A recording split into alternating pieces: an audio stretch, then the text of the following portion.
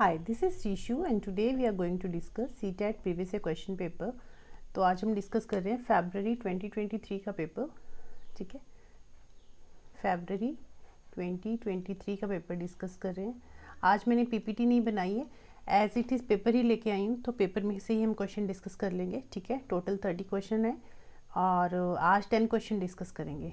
ठीक है, 10 आज करेंगे, 10 कल एंड देन 10 परसों, तो टोटल 30 क्वेश्चन हमारे कंप्लीट हो जाएंगे। ठीक है, तो इससे पहले हमने कितने क्वेश्चन डिस्कस कर लिए हैं एक बार बता देती हूँ आपको। टोटल हम अभी तक आज तक 120 क्वेश्चन डिस्कस कर चुके हैं। ठीक है, 120 क्वेश्चन डिस्कस किए हमने। इसमें 2019 का पेपर डिस्कस किया है जिसमें जुलाई एंड दिसंबर 30 क्वेश्चन जुलाई के थे, 30 क्वेश्चन दिसंबर वाले पेपर के थे। उसके बाद हमने 2021 का पेपर डिस्कस किया था, 30 क्वेश्चन इसमें थे। एंड देन हमने दिसंबर 2022 का पेपर डिस्कस किया, 30 क्वेश्चन इसमें थे। ठीक है, 3, 6, 7, 8, 9, 10, 11, 12 टोटल कितने हो गए 120 क्वेश्चन। ठीक है, तो आज हम 2023 का पेपर डिस्कस करने जा रहे हैं। तो चलिए स्टार्ट करते हैं। First question is why is cellulose rich food a source of roughage in human beings. मतलब जो सेलुलोज रिच फूड है वो सोर्स ऑफ रफेज क्यों है ह्यूमन बींग्स में। अब ये रफेज क्या है, रफेज किसको हम कह रहे हैं, रफेज होते हैं डाइटरी फाइबर्स। ठीक है, रफेज क्या है, डाइटरी फाइबर्स। आपने पढ़ा होगा कि जैसे अदर न्यूट्रिएंट ज़रूरी होते हैं हमारी बॉडी में, ठीक है, वैसे ही डाइटरी फाइबर्स भी ज़रूरी होते हैं हमारी बॉडी में। डाइटरी फाइबर्स क्या करते हैं, रफिश क्या करता है, जो हमारी बॉडी में अनडाइजेस्टेड फूड होता है, जो अनडाइजेस्टेड फूड है ना, एक मिनट इसको मैं इरेज कर लूँ, बीच में आ रहा नहीं। ठीक है, जस्ट अ मिनट। यस, ये जो अनडाइजेस्टेड फूड है इसमें वो क्या करता है, बल्क ऐड करता है। अनडाइजेस्टेड फूड में बल्क ऐड करेगा, सो दैट क्या होता है, जो अनडाइजेस्टेड फूड है ना ईजिली हमारे डाइजेस्टिव हमारी बॉडी से बाहर निकल जाता है, एक्सक्रीट आउट हो जाता है। ठीक है, ये क्या करता है, हमारी अनडाइजेस्टेड फूड को बाहर निकालने में हमारी हेल्प करता है।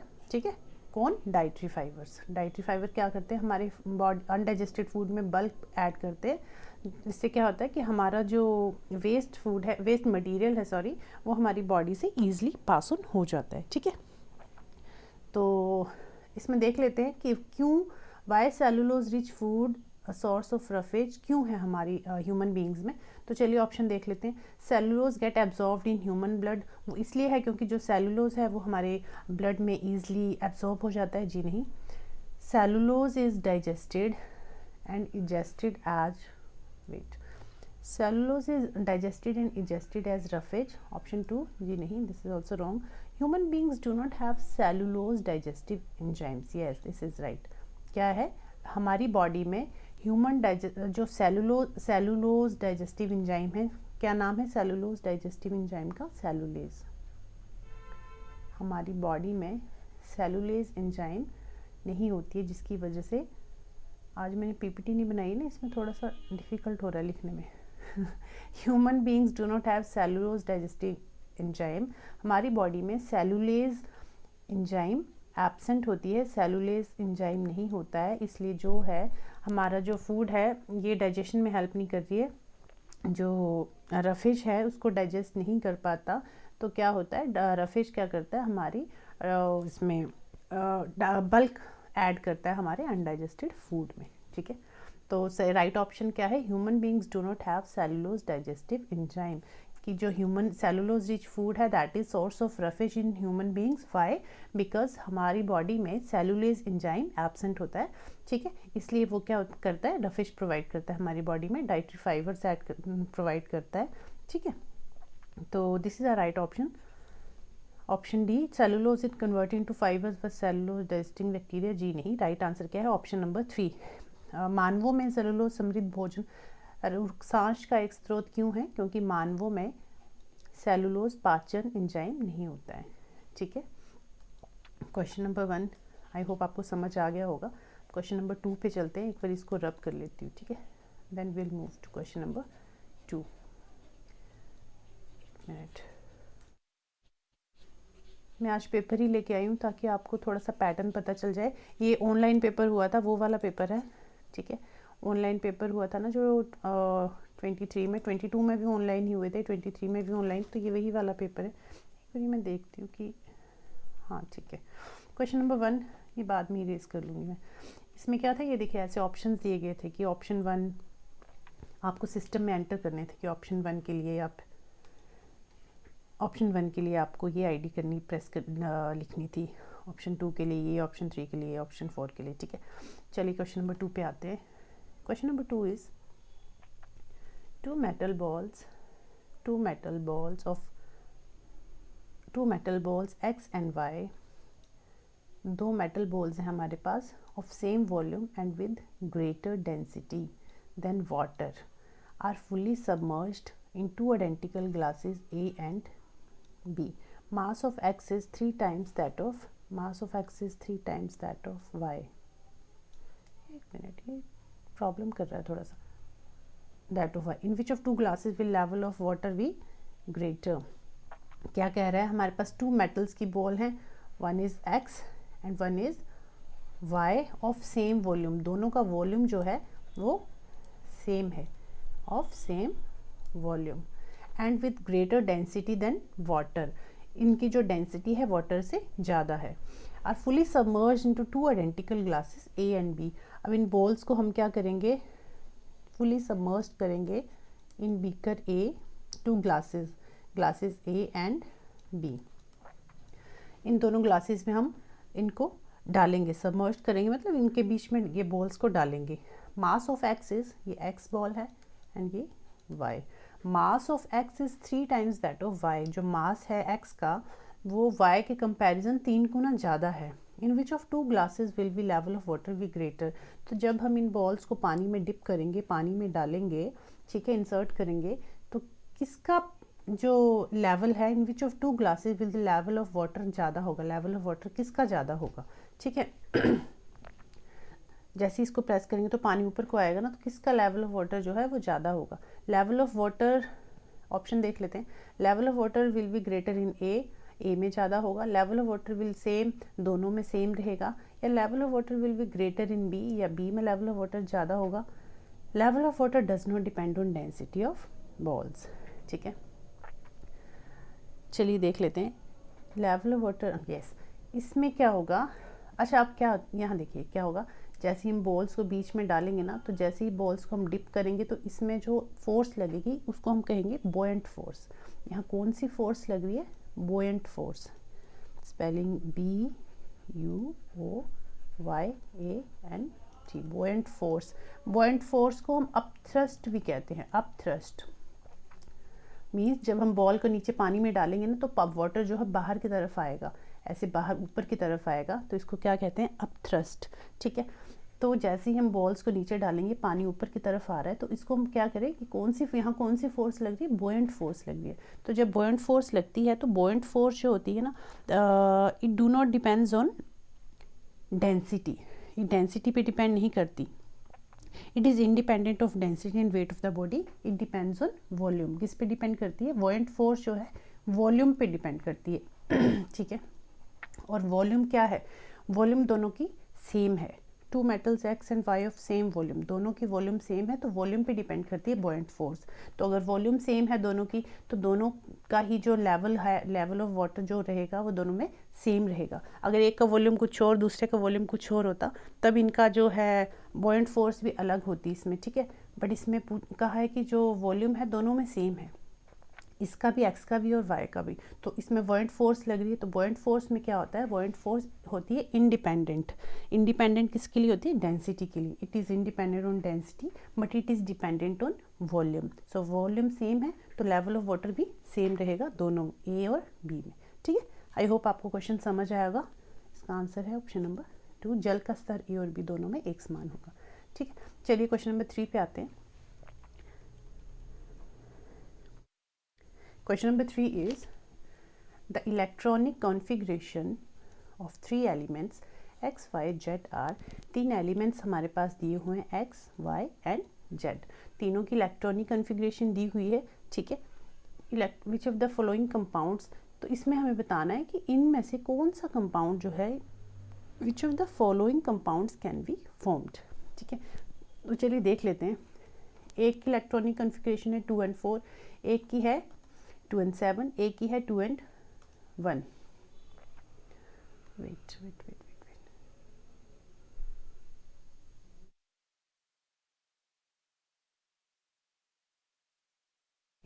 ठीक है, तो हमें बताना है कौन सा फॉलोइंग कंपाउंड, इनमें से कौन सा कंपाउंड फॉर्मेशन होएगी।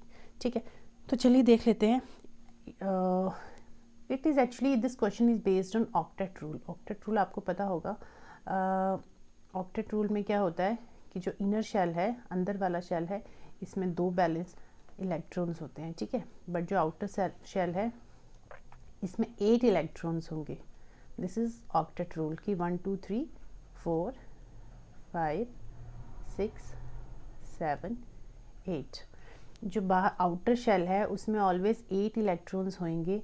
8 इलेक्ट्रॉन्स हैं, इट मीन्स जो हमारा एलिमेंट है दैट इज स्टेबल अगर 8 इलेक्ट्रॉन्स है। अगर 8 इलेक्ट्रॉन्स नहीं है तो it means it is not stable. तो ये क्या करेगा, या तो इलेक्ट्रॉन, अगर 8 नहीं है, 8 कंप्लीट करने के लिए, ऑक्टेट को कंप्लीट करने के लिए, या तो वो इलेक्ट्रॉन शेयर करेगा, ठीक है, या फिर या तो शेयर करेगा या तो बोरो करेगा या तो लेगा किसी से। ठीक है, इलेक्ट्रॉन या तो शेयर करेगा या तो बोरो करेगा। ठीक है, अपनी स्टेबिलिटी को बनाए रखने के लिए। ठीक है, तो इसमें यही कह रहा है कि जो electronic X Y Z, X का जो इलेक्ट्रॉनिक कॉन्फ़िगरेशन है एक्स का, चलिए यहाँ ड्रॉ करते हैं। एक्स का है वो कह रहा है 2 and 4, मीन्स उसके इनर शेल में 2 है और आउटर शेल में 4 है। 1 2 3 and 4 इलेक्ट्रॉन्स। ठीक है, और वाई में कह रहा है कि कितने हैं, इनर में 2 है, यहाँ बनाती हूँ वाई यहाँ बना देती हूँ। इनर में 2 है और आउटर में कितने, 7 है। इनर में 2 है और आउटर में 7 है, मींस उसको एक और इलेक्ट्रॉन चाहिए अपनी वैलेंसी कंप्लीट करने के लिए। 1 2 3 4 5 6 and 7 है, तो अगर इसको एक और इलेक्ट्रॉन मिल जाएगा तो ये स्टेबल हो जाएगा। ठीक है, चलिए जेड क्या कह रहा है। जेड कह रहा है उसके पास 2 इलेक्ट्रॉन्स है इनर शेल में एंड आउटर शेल में उसके पास ओनली 1 इलेक्ट्रॉन है। ठीक है, तो अब ये कह रहा है कि विच ऑफ द फॉलो, इनमें से कौन सा कंपाउंड बनेगा, x2y, x z3, y2z या yz। मतलब अब ये y के पास यहाँ पे 7 है तो इसको एक और चाहिए। ठीक है, एक और इलेक्ट्रॉन चाहिए इसको, तो ये क्या करेगा, z से एक इलेक्ट्रॉन उधार ले लेगा। ठीक है, ये क्या करेगा, z से ये इलेक्ट्रॉन ले लेगा। ठीक है, इसने ये इलेक्ट्रॉन ले लिया जेड से, तो अब इसके पास 8 कंप्लीट हो जाएंगे। 1 2 3 4 5 6 7 8 मीन्स इसका ऑक्टेट कंप्लीट हो गया। ठीक है, ये स्टेबल हो गया, इसकी वैलेंसी पूरी हो गई। ठीक है, तो हमने यहाँ देखिए यहाँ कौन सा कंपाउंड बनाया, कौन सा कंपाउंड जो है फॉर्म्ड हुआ, x2y हुआ क्या, जी नहीं। xz3 y2z, जी नहीं। कौन सा कंपाउंड फॉर्मेशन हुई, y एंड z। ठीक है, ये जो है ये वाला इलेक्ट्रॉन इसको दे देगा, तो कौन सा कंपाउंड बन रहा है, वाई जेड। ठीक है, राइट, समझ आ गया होगा आपको आई थिंक। ठीक है, इलेक्ट्रॉनिक कॉन्फ़िगरेशन आपको पता है ये कैसे निकालते हैं, ऐसे निकालते हैं। 1s2, एक मिनट, 1s, वेट आज नहीं, ये इसके चक्कर में वेट ऐसे टेबल बना देते ना, 1s 2s 2p, फिर 3s 3p 3 4, फिर 4s 4p 4d and 4f। फिर s के पास 2 इलेक्ट्रॉन्स 1s2, फिर p के पास कितने होंगे 6 और d के पास कितने होंगे 10। इसमें क्या आता है 4 4 ऐड करते जाते हैं, 6 + 4, 6 में 4 ऐड करेंगे 10, 10 में 4 ऐड करेंगे, f के पास कितने होंगे 14। फिर इस तरह से हम करते थे 1s2, पहले 1s में, फिर 2s, फिर 2p 3s, फिर 3p 4s। ठीक है, तो आपको पता होगा इलेक्ट्रॉनिक कॉन्फ़िगरेशन का पूरा डिटेल हम जब चैप्टर डिस्कस करेंगे, टॉपिक डिस्कस करेंगे ना, तब हम डिटेल में पढ़ेंगे। ठीक है, अभी तो जस्ट मैं ऐसे आपको बता रही हूँ कि कैसे निकालते हैं, ये तो आपको पता ही होगा किसका कितना एटॉमिक नंबर है उसके अकॉर्डिंग। जैसे x क्या है, x का हमने बनाया कि इनर मोस्ट शेल में 2 हैं और बाहर 4 हैं, ठीक है। तो कितना हो गया टोटल, कितने 4 और 2 6। 6 किसका एटॉमिक नंबर होता है, कार्बन का। 6 किसका एटॉमिक नंबर होता है, कार्बन का। ये कितने हैं 7 + 2 9। 9 किसका एटॉमिक नंबर होता है, फ्लोरीन का। और 2 1 3 3 किसका होता है, लिथियम का, ठीक है। तो इस तरह से चलिए, क्वेश्चन क्या था वो तो आपको समझ आ गया होगा, ठीक है। नेक्स्ट क्वेश्चन डिस्कस कर लेते हैं, question number 4। Question number 4 is read the statement below and choose the correct option. नीचे कुछ 2 स्टेटमेंट्स दी हुई हैं, स्टेटमेंट नंबर 1, स्टेटमेंट नंबर 2। चलिए पढ़ लेते हैं। Statement number 1 is polio drops should not be given to children suffering from diarrhoea. Means statement 1 कह रही है कि जो चिल्ड्रन डायरिया से सफ़र कर रहा है, डायरिया तो पता है ना सबको क्या होता है, फ्रीक्वेंट लूज मोशन। तो जो डायरिया से सफ़र कर रहा है बच्चा, उसको हमें पोलियो ड्रॉप्स नहीं देनी चाहिए। स्टेटमेंट 1 ये कह रही है। और स्टेटमेंट 2 कह रही है polio drops are eliminated due to diarrhoea. हमें नहीं देनी चाहिए क्योंकि जो पोलियो ड्रॉप्स है, एलिमिनेट मतलब बाहर निकल जाएगी बॉडी से, ड्यू टू डायरिया की वजह से जो पोलियो ड्रॉप्स है वो बाहर निकल जाएगी। तो हाँ, ये स्टेटमेंट 2 सही है, स्टेटमेंट 1 भी सही है, ठीक है। दोनों ही स्टेटमेंट सही है। क्यों नहीं देनी चाहिए पोलियो ड्रॉप, क्यों नहीं देनी चाहिए अगर बच्चा डायरिया से सफ़र कर रहा है तो, क्योंकि diarrhoea means frequent loose motion, है ना। डायरिया में क्या होता है, फ्रीक्वेंट लूज मोशन। तो अगर हम बच्चे को पोलियो ड्रॉप्स देंगे तो बार बार लूज मोशन होने की वजह से वो जो पोलियो ड्रॉप्स है वो बॉडी से एक्सक्रीट आउट हो जाएगी, बाहर निकल जाएगी, ठीक है। तो इसलिए हमें पोलियो ड्रॉप बच्चे को नहीं देनी चाहिए। जो बच्चा जिसको डायरिया है, ठीक है, डायरिया से सफ़र कर रहा है, तो उसे हमें पोलियो ड्रॉप्स नहीं देनी चाहिए क्योंकि बार बार फ्रीक्वेंट लूज मोशन की वजह से जो पोलियो ड्रॉप्स है बॉडी से बाहर निकल जाएगी। तो दोनों ही स्टेटमेंट सही हैं। बोथ ट्रू कहाँ है, both S1 and S2 option देख लीजिए। Both S1 and S2 are correct and S2 is correct explanation for S1। यही हमारा राइट आंसर होगा कि S1 और S2 दोनों सही हैं और S2 सही व्याख्या है, मतलब S2 जो है सही एक्सप्लेनेशन है S1 के लिए, ठीक है। चलिए क्वेश्चन नंबर 5 पे आते हैं। आई होप आपको समझ आ रहा होगा। अगर आपको कोई डाउट होगा किसी भी क्वेश्चन में तो आप मुझे कमेंट करके ज़रूर बताना। और अगर आपको लगता है कि नहीं मैम आप हमें PPT से जैसे आप पहले पढ़ा रहे थे वैसे ही पढ़ाएं, तब भी आप मुझे कमेंट जरूर करना, ठीक है। Question number 5 is match the following in context of sewage. Sewage के कॉन्टेक्स्ट में ये ऑप्शंस हैं, 2 कॉलम्स दिए हुए हैं, कॉलम ए कॉलम बी। कौन किसके साथ बेटर मैच करता है देख लेते हैं। First bacterial infection, B inorganic impurities, organic impurities and D nutrients. तो ऑप्शन हमारे पास 5 है। अगर इनमें से आपको एक भी पता है तब भी you can also find out the answer. Option question number 5 5 ही है ना ये। बैक्टीरियल इन्फेक्शन में क्या होता है, कोलरा, ठीक है। अब अगर आपको ये भी पता है तो चलिए ऑप्शन में देख लेते हैं। ऑप्शन ए का 3 इसमें है, इसमें नहीं है तो ये कट हो गया, इसमें है और इसमें भी नहीं है। तो मीन्स 2 ऑप्शंस तो हमारे एलिमिनेट हो गए। अब ये 2 ऑप्शंस बचे। चलिए नेक्स्ट देख लेते हैं। इनऑर्गेनिक इम्प्योरिटीज़ में कहाँ होती है, नाइट्रेट्स। और ऑर्गेनिक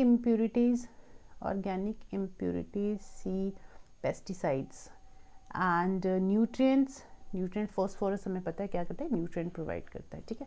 तो यही हमारा राइट ऑप्शन है। इसमें मीजल का कोई मैच नहीं था, ये एक एक्स्ट्रा ऑप्शन दिया हुआ था आपको कंफ्यूज करने के लिए, ठीक है। चलिए तो किसका ए का 3, बी का 1 और सी का 4 एंड डी का 2। तो ये हमारा राइट आंसर है। First is are right answer, ठीक है। इसमें कुछ एक्सप्लेन करने वाला नहीं है, ये तो चीज़ें आपको पता होनी चाहिए, बेसिक चीज़ें हैं, ठीक है। तो इसमें कुछ एक्सप्लेन करने वाला नहीं था, इसलिए चलिए नेक्स्ट क्वेश्चन पे मूव करते हैं। क्वेश्चन नंबर 6 है। Question number 6 is fill in the blanks with appropriate words. कुछ ऑप्शंस दिए हुए हैं A B C D, ठीक है। यहाँ पे एक स्टेटमेंट दी हुई है, कुछ लाइंस दी हुई हैं, 2 लाइंस दी हैं। तो ये फिल इन द ब्लैंक्स है, फिल इन द ब्लैंक्स हमें फिल करने हैं, ठीक है। चलिए देख लेते हैं। Dash have thin walls and dash have thick elastic balls. अब हमें क्वेश्चन को देख के और ऑप्शंस को देख के पता चल रहा है कि आर्टरीज और वेन्स की बात हो रही है, ठीक है। तो डैश हैव थिन वॉल्स, किसकी थिन वॉल्स होती हैं, आर्टरीज की या वेन्स की। थिन वॉल्स किसकी होती है, आर्टरीज या वेन्स, वेन्स की कंफ्यूज नहीं होना है। देखिए जिसमें एन है, इस थिन में भी एन है, वेन्स में भी एन है, मीन्स थिन वॉल्स किसकी हैं, वेन्स की। और जो आर्टरीज हैं, आर्टरीज की कैसी वॉल्स होती हैं, थिक वॉल्स। आर्टरीज की थिक वॉल्स होती है आर्टरीज, ठीक है। वेन्स क्या करता है, it carries oxygen, oxygenated blood carry करता है, oxygenated blood, oxygenated blood carry करता है, means the blood carrying oxygen, उसे हम कहते हैं वेन्स। और the blood which carries carbon dioxide, उसको हम कहते हैं deoxygenated blood, deoxygenated, deoxygenated blood, ठीक है। तो वेन्स क्या करती हैं, ऑक्सीजनेटेड ब्लड कैरी करती हैं, ठीक है। और आर्टरीज क्या करती हैं, deoxygenated blood carry. Oxygenated blood means blood carry oxygen, deoxygenated means blood carries carbon dioxide, ठीक है। and in this here blood carries oxygen, ठीक है। ऑक्सीजनेटेड ब्लड हार्ट से बॉडी की तरफ, हार्ट क्या करता है, ऑक्सीजनेटेड ब्लड को, ब्लड क्या करता है, ब्लड में जाता है हार्ट से बॉडी की तरफ जा रहा है ऑक्सीजनेटेड ब्लड, ठीक है। यहाँ क्या हो रहा है, वेन्स क्या करते हैं, ऑक्सीजनेटेड ब्लड को हार्ट से बॉडी की तरफ भेजती हैं, हार्ट से बॉडी, और deoxygenated blood body to heart, ठीक है। बॉडी से, लंग्स से, सॉरी बॉडी से डीऑक्सीजनेटेड ब्लड जो है हार्ट की तरफ जाता है, राइट। और वेन्स थिन वॉल्स होती हैं, इसमें भी एन है, इसमें भी एन है, कंफ्यूज नहीं होना है किसकी थिन है किसकी थिक है। वेन्स की थिन वॉल्स होती हैं और आर्टरीज की थिक वॉल्स होती हैं, ठीक है। वेन्स क्या करते हैं, ऑक्सीजनेटेड ब्लड कैरी करते हैं, आर्टरीज क्या करती है, डीऑक्सीजनेटेड ब्लड कैरी करते हैं। ऑक्सीजनेटेड ब्लड क्या होता है, which carries oxygen, deoxygenated blood क्या होता है, विच कैरीज कार्बन डाइऑक्साइड, ठीक है। Arteries, wait thick walls, arteries, thin walls, thick walls, कुछ गड़बड़ होगी क्या, एक मिनट। अच्छा ये उल्टा लिख दिया शायद मैंने, तभी मैं कहूँ कुछ कंफ्यूजन हो रही है। Arteries, arteries oxygenated blood carry करती हैं, आर्टरीज ऑक्सीजनेटेड ब्लड, ठीक है। And veins deoxygenated blood, veins deoxygenated blood. एक मिनट, ये पूरा ही दोबारा बता देती हूँ एक बार आपको, ठीक है। एक मिनट अलग से बता देती हूँ ताकि आपको कन्फ्यूजन ना हो। बट हाँ, वेन्स की थिन वॉल्स होती हैं, दिस इज़ ट्रू, वेन्स की थिन वॉल होती है और आर्टरीज की थिक वॉल्स होती हैं। चलिए एक बारी सारा इरेज कर दूँ, ठीक है। ज़्यादा होच पोच हो गया, थोड़ा सा क्लियर करती हूँ, इसमें साफ साफ लिखती हूँ आपके लिए। Wait,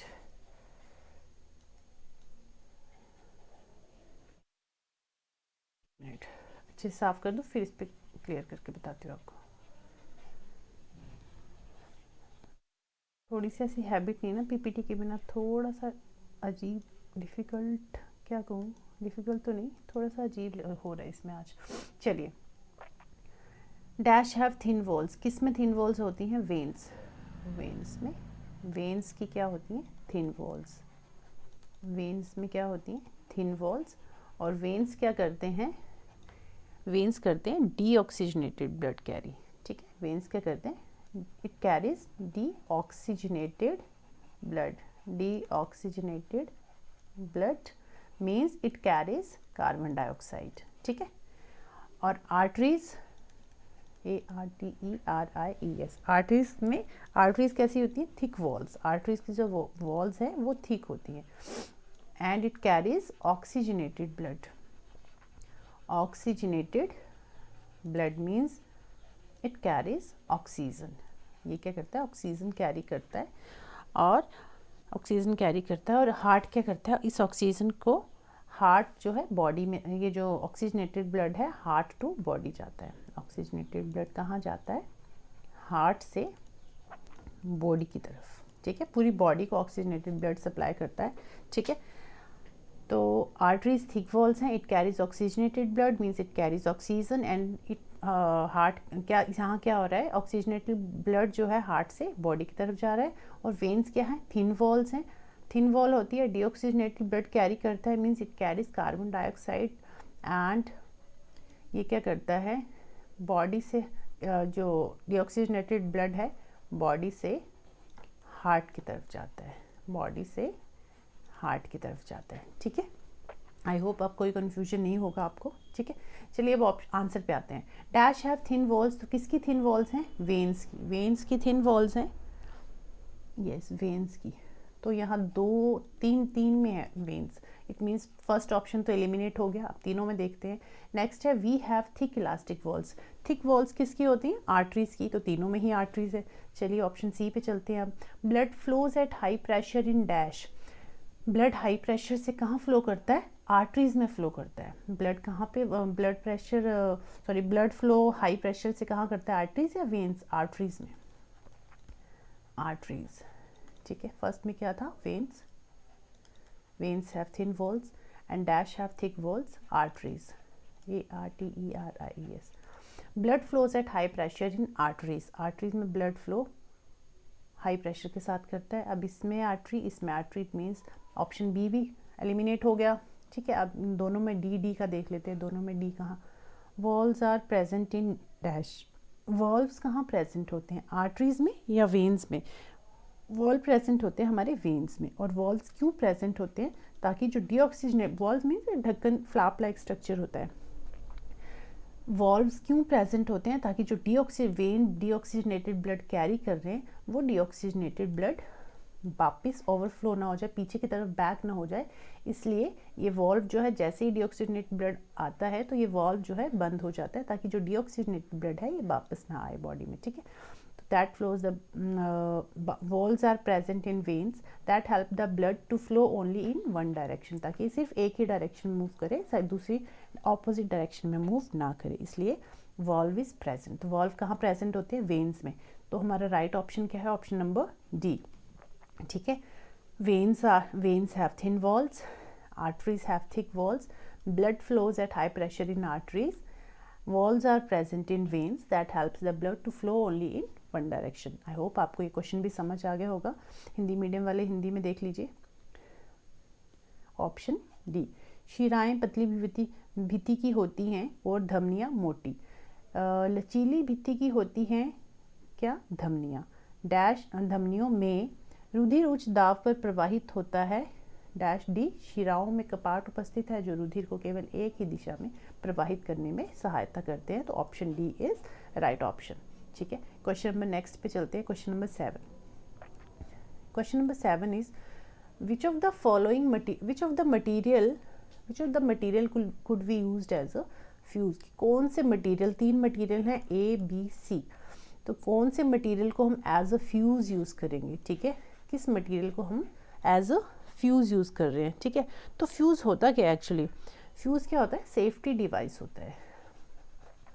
it is a safety device, ताकि जब इलेक्ट्रिसिटी में जब अगर हाई वोल्टेज का करंट आ रहा है, हाई वोल्टेज आती है, तो क्या करता है ये फ्यूज़ जो है, हम कहते हैं ना फ्यूज़ चला गया, फ्यूज़ उड़ गया, मीन्स फ्यूज़ क्या है? सेफ्टी डिवाइस है, एक पतली सी वायर होती है। ठीक है, तो जैसे ही अगर हाई वोल्टेज का करंट फ्लो होगा तो ये यहाँ से मेल्ट हो जाते हैं। फ्यूज़ जो है, ये जो वायर है, ये मेल्ट हो जाती है और ये सर्किट को ब्रेक कर देता है। फ्यूज़ क्या करता है? सर्किट को ब्रेक करता है, ताकि जो करंट करंट है आगे फ्लो ना हो, हाई वोल्टेज का करंट जो आ रहा है वो आगे फ्लो ना हो और कोई अनहोनी ना हो। तो इसलिए हम फ्यूज़ यूज़ करते हैं, ताकि अगर हैवी करंट आ जाता है, हैवी करंट फ्लो करता है वायर में, तो फ्यूज़ क्या करेगा? फ्यूज़ जो है, फ्यूज़ की वायर यहाँ से मेल्ट हो जाएगी। ठीक है, और ये सर्किट को ब्रेक कर देगा। ठीक है, तो चलिए देख लेते हैं कौन से मटेरियल को हम एज अ फ्यूज़ यूज़ करेंगे। अच्छा, एक और चीज़, जिसका मेल्टिंग पॉइंट जितना कम होगा वो उतनी ही जल्दी मेल्ट होगा। ठीक है, तो हम फ्यूज़ में हम मोस्टली किसको यूज़ करते हैं? Alloy of lead and tin, alloy of tin and lead हम यूज़ करते हैं। ठीक है, means mixture of two metals या एक मेटल जरूर होना चाहिए। तो टिन और लेड तो दोनों ही मेटल्स हैं, तो alloy of tin and lead हम यूज़ करेंगे एज अ फ्यूज़, क्योंकि इनका जो मेल्टिंग पॉइंट होता है बहुत कम होता है। ठीक है, तो जिसका मेल्टिंग पॉइंट सबसे कम होगा उसी को हम यूज़ करेंगे। अब ABC में आप देख लीजिए कि सबसे कम मेल्टिंग पॉइंट किसका है? तो सबसे मेल्टिंग पॉइंट इसका है 232, इनका तो बहुत ज़्यादा है। तो जिसका मेल्टिंग पॉइंट कम होगा उसी को हम एज अ फ्यूज़ यूज़ करेंगे। ठीक है, तो option number C is right option. कि मेल्टिंग पॉइंट 232 है इसका, तो इसका कम है, तो इसी को हम एज अ फ्यूज़ यूज़ करेंगे इस मटेरियल सी को। अच्छा, एक और टर्म यहाँ दी हुई है कंडक्टिविटी। तो व्हाट इज़ कंडक्टिविटी? कंडक्टिविटी क्या है actually? It is the ability of material to conduct an electric current, means कितना इलेक्ट्रिक करंट फ्लो होगा, that is ability of material to flow electric current, कि कितना करंट उसमें से flow होगा, उसी को हम कह रहे हैं कंडक्टिविटी। ठीक है, तो thermal means ability to conduct heat, ऐसे भी आप कह सकते हैं ability to conduct heat. Conductivity क्या है? कितनी हीट फ्लो होगी उसमें, उसी को हम कंडक्टिविटी कह रहे हैं। कितना करंट उसमें फ्लो होगा, उसी को हम कंडक्टिविटी कह रहे हैं। ठीक है, तो इसमें ऑप्शन नंबर सी है, इसकी कंडक्टिविटी है 67 और मेल्टिंग पॉइंट है 32। So this is our right option. जिसका मेल्टिंग पॉइंट सबसे कम होगा वही हमारा राइट आंसर होगा। Option number C is our right answer. और alloy of tin and lead को हम एज अ फ्यूज़ यूज़ करते हैं, ये भी आप याद रखिएगा। ठीक है, option number C. Next question पे चलते हैं। अच्छा, इस इनमें देखिए ऐसे ऑप्शन दिए हुए थे। ऑप्शन 1 के लिए ऑप्शन आई डी ए थी, ऑप्शन 2 के लिए आई डी ए थी, ऑप्शन 3 के लिए ये, ऑप्शन 4 के लिए ये। आज मैं पेपर ही एज इट इज़ लेके आई हूँ ताकि आप थोड़ा सा ऑनलाइन मोड का भी एक्सपीरियंस ले लें। अब तो ऑफलाइन ही हो रहे हैं पेपर, बट कभी भी अगर बीच में कुछ होता है तो आपको पता होना चाहिए ऑनलाइन मोड में पेपर कैसा हुआ था। ठीक है, आपके एक्सपीरियंस के लिए। चलिए क्वेश्चन नंबर 8 पे आते हैं। टोटल 10 क्वेश्चन डिस्कस करेंगे हम। ठीक है, और आपको ये फ्री नोट्स मेरे टेलीग्राम चैनल आरबी कौशल एकेडमी पे मिलेंगे। और ये जो पीपीटी, जो पिछले फ्री नोट्स हमने डिस्कस किए हैं ना सारे, वो भी आपको यहीं मिलेंगे, आरबी कौशल एकेडमी। कैपिटल में आर, कैपिटल में बी, स्पेस देके कौशल और फिर स्पेस देके एकेडमी। ठीक है, इस टेलीग्राम चैनल को आप ज्वाइन कर लीजिए, तो आपको जो प्रीवियस वीडियोस के हमने डिस्कस किए हैं, प्रीवियस वीडियोस में तो मैंने नोट्स भी प्रोवाइड किए हैं आपको, तो वो सब नोट्स, फ्री नोट्स आपको इसी टेलीग्राम चैनल पे मिलेंगे। और पेपर, जो प्रीवियस ईयर पेपर है वो भी आपको यहीं मिलेंगे। और ये जो पेपर डिस्कस कर रहे हैं सब कुछ, एवरीथिंग जो है आपको एक ही प्लेटफॉर्म पे मिल जाएगा, ये टेलीग्राम चैनल पे। ठीक है, तो आप इस चैनल को ज्वाइन कर लीजिए। जो यूट्यूब का नाम है, यूट्यूब चैनल का, वही इसका नाम है टेलीग्राम चैनल का। ठीक है, चलिए तो आज हम 10 क्वेश्चन डिस्कस करेंगे। ये 8th क्वेश्चन है हमारा। चलिए question number 8 is 4 test tubes are taken. Test tube A contain aqueous solution of milk. Test tube B contain aqueous solution of glucose. Test tube C contain aqueous solution of calamine. Test tube D contain aqueous solution of आंवला।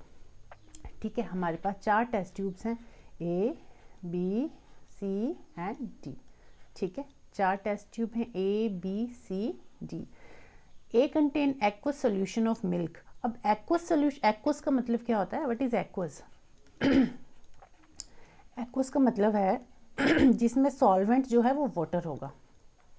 Solvent is water, जिसमें solvent water होता है उसको हम कहते हैं aqueous solution. ठीक है, जैसे एक्वस सोल्यूशन ऑफ मिल्क है, मीन्स सॉल्वेंट वाटर है और उसमें हमने मिल्क ऐड किया है। एक्वस सोल्यूशन ऑफ ग्लूकोज है, मीन्स वाटर में हमने ग्लूकोज ऐड किया है। Aqueous solution of calamine mean water में हमने कैलामाइन ऐड किया है। एक्वस सोल्यूशन ऑफ आंवला मीन्स वाटर में हमने गूजबेरी आंवला ऐड किया है। ठीक है, तो एक्वस का मतलब होता है जहाँ पे सॉल्वेंट जो है that is water, right.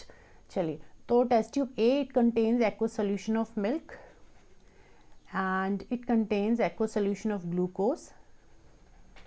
C contain aqueous solution of calamine. Calamine is a basic substance.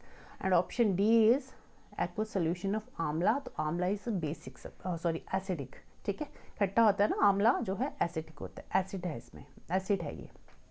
ठीक है, तो चलिए देख लेते हैं। What color is expected when a piece of red litmus paper is dropped in each test tube? Means किसमें कौन सा कलर आएगा अगर हम रेड लिटमस पेपर इसमें डिप करते हैं। अगर हमने चारों टेस्ट ट्यूब में रेड लिटमस पेपर को डिप किया तो कौन सा सोल्यूशन कौन सा कलर देगा। ठीक है, चलिए देख लेते हैं। ए क्या कर रहा है? Aqua solution of milk. और मिल्क क्या होता है? न्यूट्रल होता है। मिल्क क्या है? न्यूट्रल। तो अगर हम रेड लिटमस पेपर डाल रहे हैं तो इट विल रिमेन रेड, ये रेड ही रहेगा। ठीक है, बी ग्लूकोज डाल रहे हैं वाटर में तो ये भी न्यूट्रल सोल्यूशन है और ये भी क्या रहेगा? It will remain red, means कोई चेंज नहीं होगा कलर में। अब सी क्या है? बेसिक सब्सटेंस है। कैलामाइन क्या है? बेसिक। तो हम बेसिक में अगर रेड लिटमस पेपर डाल रहे हैं तो it changes into blue colour. Previous video में भी मैंने डिस्कस किया था कि लिटमस पेपर बेसिक में ब्लू कलर देता है और एसिडिक में रेड कलर देता है, ठीक है, लिटमस पेपर।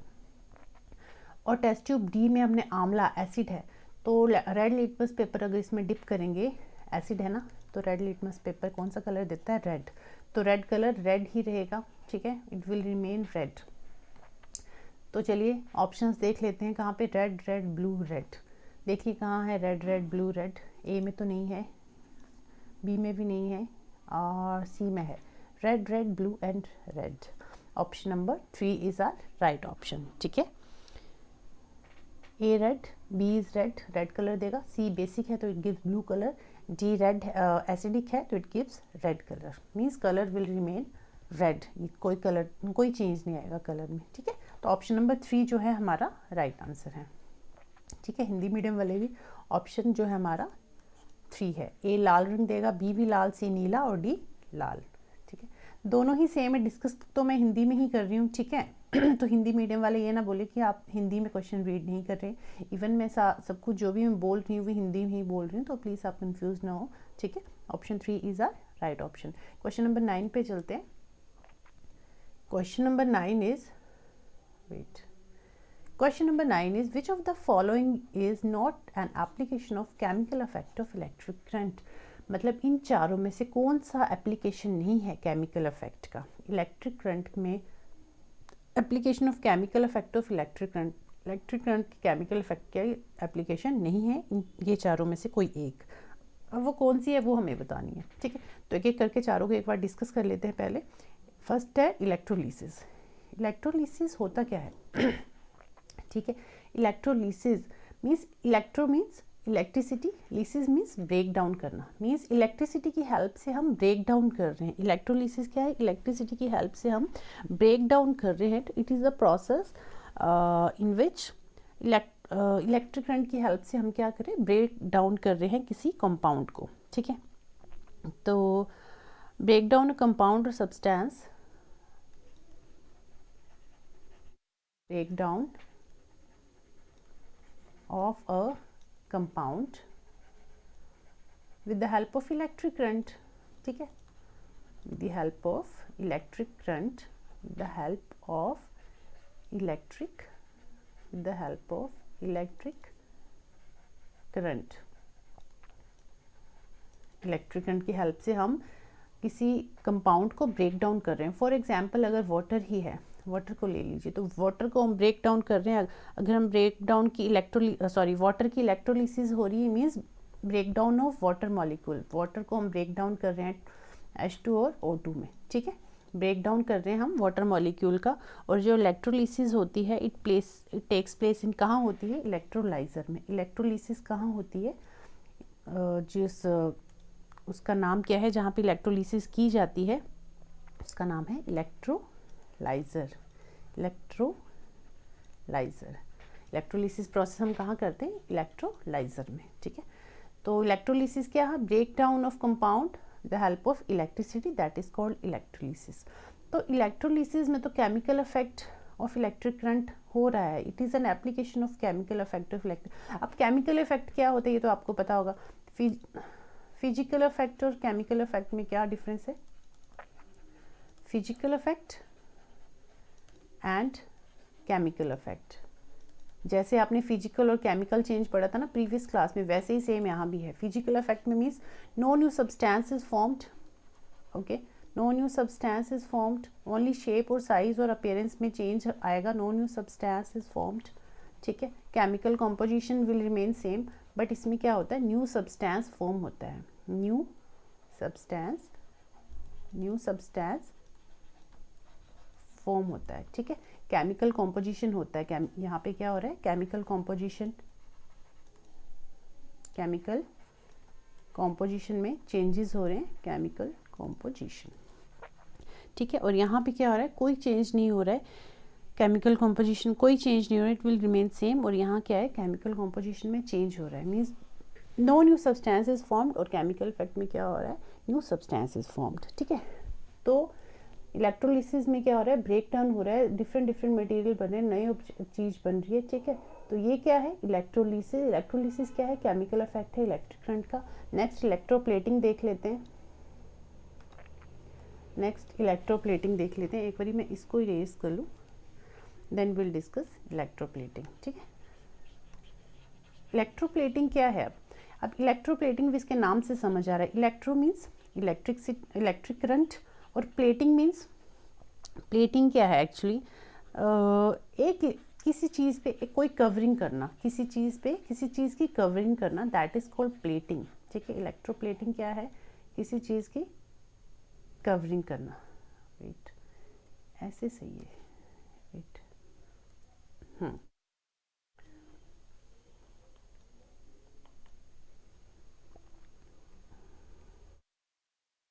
यस। इलेक्ट्रोप्लेटिंग क्या है, इलेक्ट्रिसिटी की हेल्प से किसी दूसरी चीज़ पे कवरिंग करना, that is called electroplating. For example, electroplating में आपने देखा होगा, जैसे आर्टिफिशियल ज्वेलरी होती है ना, आर्टिफिशियल ज्वेलरी, ठीक है, आर्टिफिशियल ज्वेलरी होती है, उस पर हमने गोल्डन कलर की प्लेटिंग की होती है ज्वेलरी, तो वो उस पर गोल्डन कलर का पानी चढ़ाया होता है हमने, ठीक है। तो वो क्या है, वो कैसे की होती है हमने, इलेक्ट्रोप्लेटिंग की हेल्प से। मीन्स इलेक्ट्रिसिटी की, इलेक्ट्रो मीन्स इलेक्ट्रिक करंट, और प्लेटिंग मीन्स एक चीज़ पे दूसरी चीज़ की कवरिंग करना, दैट इज़ प्लेटिंग, ठीक है, दैट इज़ प्लेटिंग। तो इलेक्ट्रोप्लेटिंग मीन्स इलेक्ट्रिसिटी की, इलेक्ट्रिक करंट की हेल्प से किसी चीज़ पे किसी दूसरी चीज़ की कवरिंग करना, दैट इज़ कॉल्ड इलेक्ट्रोप्लेटिंग, ठीक है। Electroplating is defined as the process of plating a thin layer, ठीक है, थिन लेयर की एक परत चढ़ाते हैं किसी अदर मेटल पे, ठीक है, इलेक्ट्रिक करंट की हेल्प से, दैट इज़ कॉल्ड इलेक्ट्रोप्लेटिंग। तो यहाँ भी इलेक्ट्रिक करंट की हेल्प से हम जो है इलेक्ट्रिक करंट का यूज़ कर रहे हैं, यहाँ भी इलेक्ट्रिक करंट का यूज़ कर रहे हैं, केमिकल इफेक्ट हो रहा है, यहाँ भी chemical effect of electric current है, यहाँ भी chemical effect of electric current है। Next is electromagnetism. इलेक्ट्रोमैग्नेटिज्म देख लेते हैं क्या है। इलेक्ट्रोमैग्नेटिज्म में क्या होता है, इलेक्ट्रोमैग्नेटिज्म भी आपको नाम से समझ आ रहा होगा। इलेक्ट्रोमैग्नेटिज्म में ना physical effect of electric current होता है। इसमें क्या हो रहा है, केमिकल इफेक्ट नहीं हो रहा है, physical effect of electric current. थोड़ा सा राइटिंग का इश्यू आई थिंक, बट मैं बोल भी रही हूँ साथ साथ, तो आप ध्यान से सुनिए, ठीक है। Physical effect of electric current electromagnetism में है। इन दोनों में क्या था, chemical effect of electric current था, इसमें भी chemical effect of electric current था। इलेक्ट्रोमैग्नेटिज्म में physical effect of electric current है, कैसे देख लेते हैं। इलेक्ट्रो मीन्स वही electric current, electro means electric current, magnetism means magnetic affect, magnetic affect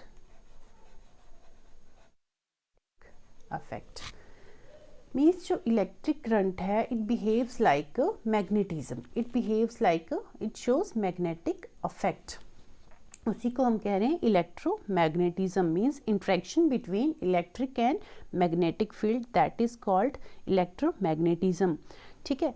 तो फॉर एग्जांपल, अगर ये कोई वायर है ना, मान लीजिए ये कोई वायर है, ठीक है, इसका स्विच ऑन किया हमने, तो जैसे ही वायर में करंट फ्लो होगा, तो यहाँ पे क्या है, करंट फ्लो होगा, तो ये जो है it also behaves like it also shows magnetic affect.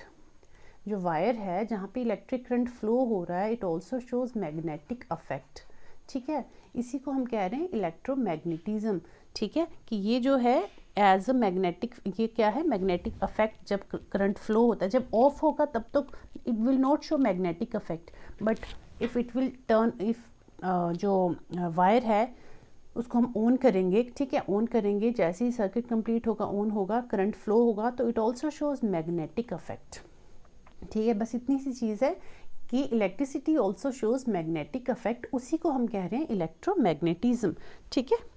कि इलेक्ट्रिसिटी जो है it also shows magnetic effect, इसी को हम इलेक्ट्रोमैग्नेटिज्म कह रहे हैं। तो यहाँ पे कोई केमिकल रिएक्शन नहीं हो रहा है, कोई कुछ नहीं कर रहे हैं हम इसमें बस क्या हो रहा है, it shows magnetic effect.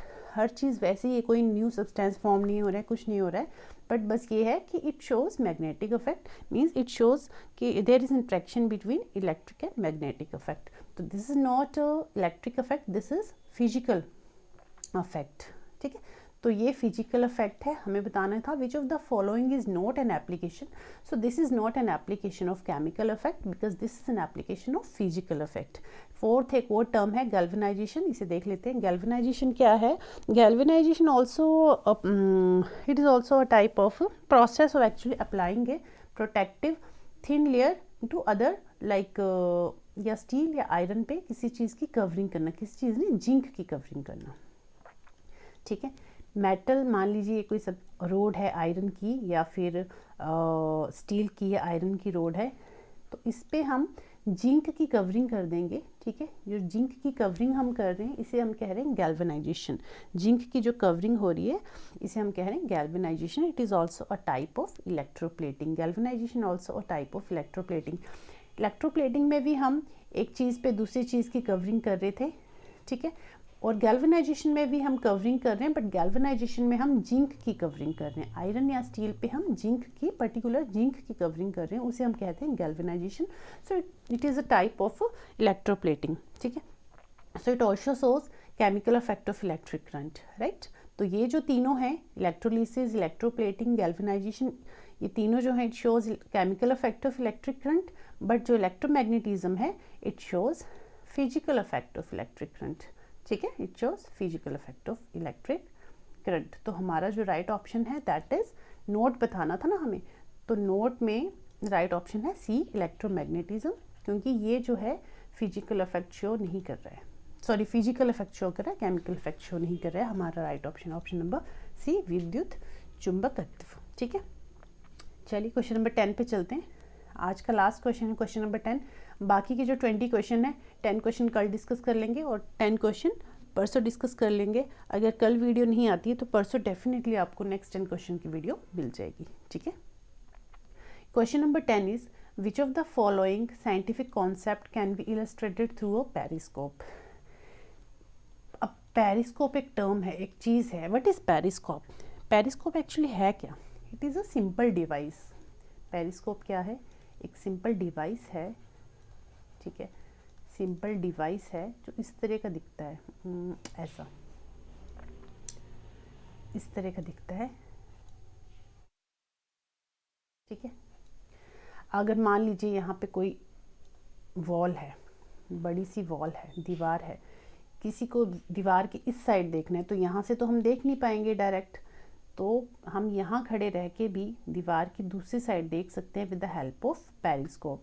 Periscope होता क्या है और पेरिस्कोप को हम कहाँ यूज़ करते हैं, इसका मेजर यूज़ क्या है, और इसको हम यूज़ करते हैं सबमरीन में। पेरिस्कोप को हम कहाँ यूज़ करते हैं? सबमरीन में, ये देखने के लिए कि वाटर सरफेस पे क्या चल रहा है। तो वाटर के अंदर से ही हम इसकी पेरिस्कोप की हेल्प से देखते हैं कि वाटर सरफेस पे क्या चल रहा है। ठीक है, अब यहाँ पे ये पेरिस्कोप है, यहाँ के पेरिस्कोप कैसा होता है, यहाँ पे 2 मिरर लगे होते हैं, इंक्लाइंड मिरर 45 डिग्री पे, 45 डिग्री एंगल पे 2 मिरर लगे होते हैं। तो यहाँ क्या होता है, यहाँ से लाइट आती है। ठीक है, लाइट यहाँ से पास होके यहाँ रिफ्लेक्ट करेगी, देन ये लाइट अगेन यहाँ आएगी, यहाँ रिफ्लेक्ट करेगी and it will enter go over there. तो अगर हम यहाँ खड़े हैं, ठीक है, तो यहाँ से हम इस साइड कैसे देख सकते हैं? With help of reflection of light. ठीक है, रिफ्लेक्शन ऑफ लाइट की, मल्टीपल रिफ्लेक्शन ऑफ लाइट की हेल्प से हम पेरिस्कोप की हेल्प से देख सकते हैं। ठीक है, तो पेरिस्कोप हम मोस्टली कहाँ यूज़ करते हैं? सबमरीन में यूज़ होता है पेरिस्कोप। ठीक है, तो चलिए देख लेते हैं। विच of the following scientific concept can be illustrated through a periscope? Option 1 is multiple reflection of light. Yes, this is right. Refraction नहीं होता, रिफ्रैक्शन तो नहीं होता। रिफ्रैक्शन क्या है? Bending of light. रिफ्लेक्शन और रिफ्रैक्शन प्रीवियस क्लास में हमने डिस्कस किया था एक वीडियो में। रिफ्लेक्शन एंड रिफ्रैक्शन, एक फिश वाला क्वेश्चन भी हमने डिस्कस किया था। रिफ्लेक्शन क्या है? लाइट आ रही है यहाँ पे, इंसिडेंट रे आई, यहाँ रिफ्लेक्ट होके ये वापस चली जाएगी, दिस इज रिफ्लेक्शन। और रिफ्रैक्शन क्या है? Bending of light. रिफ्रैक्शन में क्या होता है? Bending of light. Refraction is bending of light. तो यहाँ पे लाइट बेंड नहीं हो रही है, टोटल इंटरनल रिफ्लेक्शन नहीं है, क्या है? Multiple reflection of light. क्या है? मल्टीपल रिफ्लेक्शन ऑफ लाइट है, ठीक है। तो आज के 10 क्वेश्चन यहाँ कंप्लीट हुए और नेक्स्ट 10 क्वेश्चन हम कल डिस्कस करेंगे, क्वेश्चन नंबर 11 से क्वेश्चन नंबर 20 तक, ठीक है। ये सारे क्वेश्चन हम कल डिस्कस कर लेंगे, 11, 12, 13, 14 ऐसे ही 20 क्वेश्चन है। अच्छा, ये मैं आपको पेपर एक बार दिखाऊं, पीछे से स्टार्टिंग से दिखाती हूँ। उसमें CDP फर्स्ट 30 मार्क्स जो होते हैं उसमें CDP आती है, एक बार पूरा दिखाती हूँ। प्रीवियस CDP है, फिर मैथ्स आएगा, फिर साइंस आएगी, फिर English and then Hindi. Wait, पूरा दिखाती हूँ आपको किस तरह से पेपर आया था। ये ऑनलाइन मोड वाला पेपर है, ठीक है। ऑफलाइन मोड में भी ऐसा ही होता है, थोड़ा सा पैटर्न डिफरेंट होता है, उसमें ऑप्शंस वगैरह नहीं लिखे होते जैसे इसमें ऑप्शंस लिखे हुए हैं। ये यहाँ से CDP स्टार्ट है आपकी।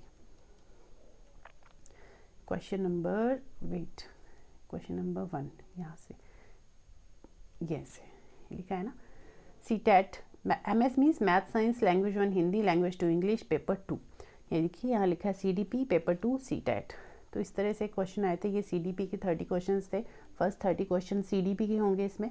ये पेपर आपको मेरे टेलीग्राम चैनल RB कौशल अकेडमी पे ही मिल जाएगा, जो यूट्यूब का नाम है वही इसका नाम है टेलीग्राम चैनल का। तो ये जो फर्स्ट 30 क्वेश्चंस थे 24, 25, 26, 27, 28, 29, ये देखिए 30, फर्स्ट 30 क्वेश्चन। पैटर्न तो आपको पता ही है ना कि 150 मार्क्स का हमारा पेपर होता है, ठीक है। 2 आवर्स का पेपर होगा। अब तो ऑफलाइन मोड में ही होगा, बीच में ऑनलाइन मोड हुआ था कोरोना टाइम में, अब तो ऑफलाइन ही है। 2 आवर्स का पेपर है, नेगेटिव मार्किंग नहीं होती है इसमें। तो जो पार्ट 1 है उसमें क्या होता है? CDP 30 मार्क्स की CDP, फिर पार्ट 2 में मैथ्स 30 मार्क्स, ठीक है। फिर part 3 science again 30 marks, and part 4 English या जो भी आपने लैंग्वेज सेलेक्ट की है, लैंग्वेज 1 लैंग्वेज 2 में, लैंग्वेज 1 में इंग्लिश ली है, हिंदी जो भी आपने ली है इंग्लिश या हिंदी 30 मार्क्स, और फिफ्थ भी अगर फर्स्ट इंग्लिश ली है तो सेकंड हिंदी होगी, ये भी 30 मार्क्स। तो ये 30 मार्क्स के 5 सेट होंगे, 1 2 3 4 5 30 मार्क्स के, और टोटल कितना हो गया? 150 मार्क्स, और 150 ही क्वेश्चंस होंगे। 150 क्वेश्चन होते हैं 150 मार्क्स के, ठीक है। 2 आवर्स का पेपर होता है, नो नेगेटिव मार्किंग, ठीक है। 30 क्वेश्चन ये हो गए। अब देखिए सेकंड जो है मैथ्स, ये देखिए यहाँ लिखा है टॉपिक मैथ्स पेपर 2 CTET। अब नेक्स्ट पेपर 2 जो होता है उसमें मैथ साइंस दोनों ही होते हैं, 30 मार्क्स के। 30 मार्क्स का आपका मैथ्स होगा विद 20 क्वेश्चन मैथ्स की थ्योरी होगी एंड 10 क्वेश्चन आपके पैडागोजी के होंगे, ठीक है। ये मैथ्स के हैं 23 क्वेश्चन, 24, 25, 26, 27, 28, 29 एंड देन 30 क्वेश्चन आपके मैथ्स के। और मैथ्स के बाद फिर हमारी साइंस होगी, 30 मार्क्स की हमारी साइंस है। तो 30 मार्क्स के 5 पार्ट्स में डिवाइड है ये सारा। तो आज हमने ये डिस्कस कर लिए अपने 10 क्वेश्चन, इसमें हाँ 10 क्वेश्चन डिस्कस किए ना हमने। तो इसमें 20 क्वेश्चन जो है थ्योरी के होते हैं NCERT बेस्ड, एंड जो 10 क्वेश्चन है वो पैडागोजी के होते हैं, theory and 10 question is pedagogy, ठीक है।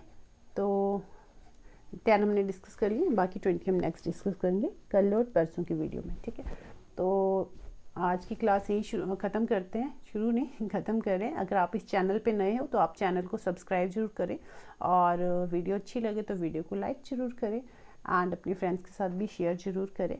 और आपको ये जो पेपर है मेरे टेलीग्राम चैनल RB कौशल अकेडमी इस पे मिल जाएंगे, ठीक है। RB कौशल अकेडमी इस पे मिल जाएंगे, ठीक है। और आपको कोई डाउट हो तो आप प्लीज़ कमेंट करके मुझे ज़रूर बताना, और आपको क्लास ऐसे ही एज इट इज़ पेपर में डिस्कस करूं या जैसे मैं नोट्स बना के ऑलवेज करती हूं वैसे डिस्कस करूं, आपको जो भी सही लगे, जैसा भी आपका क्या ओपिनियन है आप मुझे वो ज़रूर बताएं, ठीक है। चलिए मैं बाद में इरेज कर लूँगी, ठीक है। तो आज के लिए इतना ही, नेक्स्ट वीडियो में कल मिलेंगे। कल अगर कल नहीं मिले तो परसों तो श्योर है परसों मिलेंगे, और ये हम प्रीवियस ईयर सीरीज़ डिस्कस कर रहे हैं, ठीक है। तो हमने 2019 का पेपर डिस्कस कर लिया है, जुलाई और दिसंबर दोनों। 2020 का भी कर लिया है, 20 में तो पेपर नहीं हुआ था, 21 का कर लिया है, 2022 का किया था दिसंबर वाला, और अब हम 2023 का फरवरी वाला पेपर डिस्कस कर रहे हैं। इसके बाद फिर अगस्त का डिस्कस कर लेंगे, ठीक है। तो चलिए, bye bye, thank you, take care.